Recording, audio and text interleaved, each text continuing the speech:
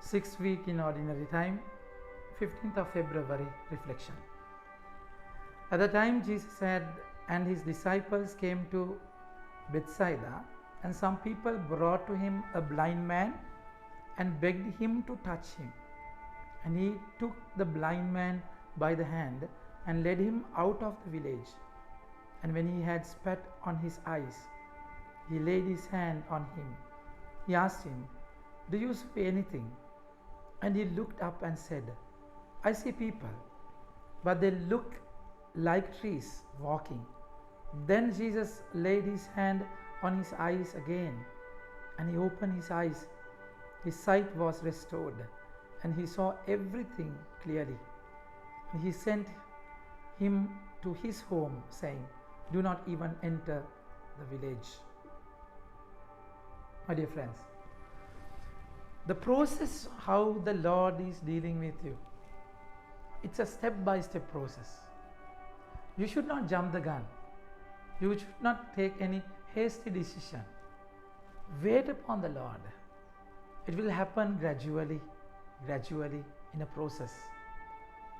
See the first reading. At the end of the 40 days, after 40 days, the Lord is 40 means a time period where you prepare. So you prepare for 40 days. Something great is going to happen. It's a sign of preparation, time of restoration, and also a long time. Now it's flood. 40 days in flood. The Lord is purifying the earth for a new creation. And in that way, when Noah was in the flood, he wanted to check whether the waters have gone down.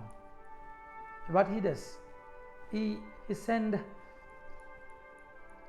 dove. At the end of 40 days, Noah opened the window of the ark that he had made and sent forth a raven. It went to and fro into the waters and were dried up from the earth.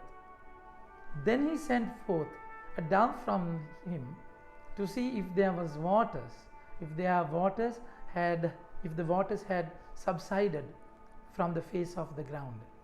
But the dove found no place to set her foot, and she returned to him to the ark, and the waters were still on the face of the whole earth. So he put out his hand and took her and brought her into the ark. And then he sent it again, and he never came, and the dove never came back. Then he realized, now it's time. You should not be in haste in deciding. Wait upon the Lord. Wait upon the Lord. We find a blind person. So, and some people brought him a blind man and begged him to touch him. Only there is no answer outside of himself. Only Jesus is the answer. There is no other way. Sometimes you loaf about the world, go all around, you stop by him alone. You realize only he has the answer.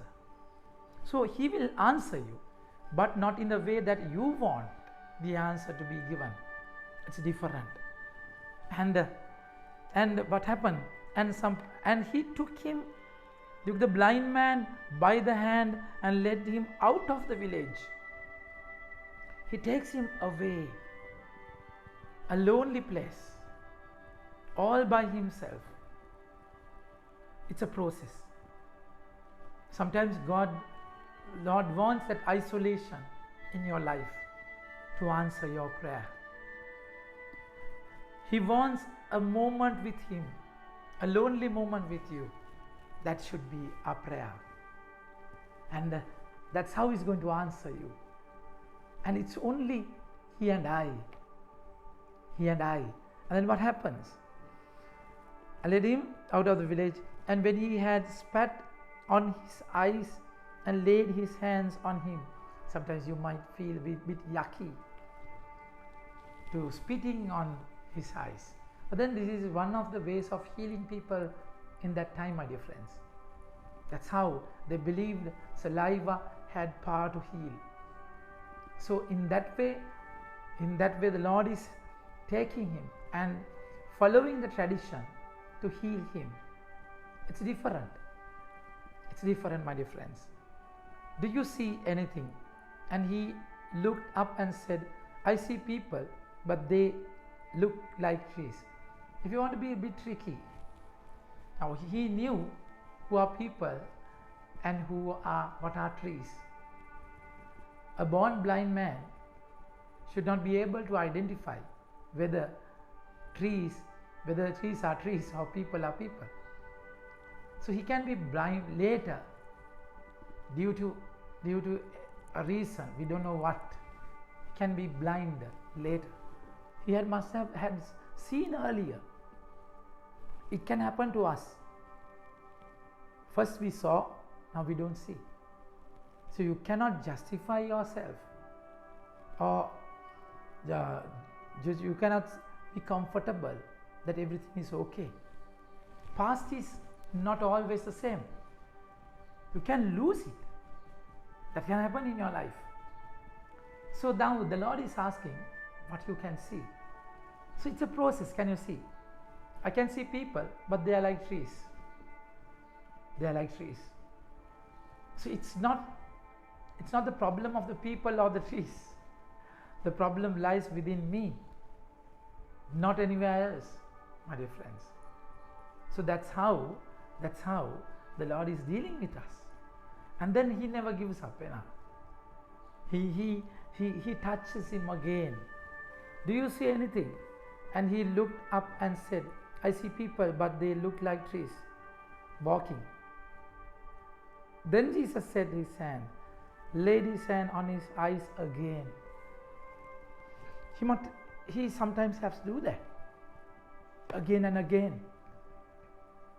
For that, you have to realize you cannot be comfortable with what you have now. You have to grow always. There's no other way. You have to grow always. So you cannot be stagnating, thinking that I see people like trees and it's okay. No, it's not okay. You have to grow more. You have to journey further, always. The word says, then Jesus laid his hands on his eyes again, and he opened his eyes. His sight was restored, and he saw everything clearly. It's a journey, my dear friends. The water to be subsided, the earth to be prepared, it is a process. Step by step, gradual process. And now we see, he can see clearly. It is a process of pain. It is a journey through the desert for the clarity, for the restoration. You need that journey to happen in your life. Otherwise, there is no gain without pain. So that's the journey. So hold on to him. You won't get immediate momentary answers. You have to wait upon him. And he has his own ways of dealing with you, step by step, day by day, one day at a time. So let him touch you, let him heal you. And he sent his home again. Sight was restored, and he saw everything clearly, and he sent him to his home, saying, do not enter the village, do not even enter the village. He sent him home. He has a mission there. And also he says, don't enter the village. There has to be a precaution. You have to take precaution. You have to be precautious. You have to take precautions, lest you fall again. It can happen in your life. So after when the prayer is answered, it's dangerous. It's like Tito Isaiah. After the exile, when they came to the promised land, God gave him instructions, how to stay in a state of answered prayer in the promised land. So you have to be careful lest you fall again.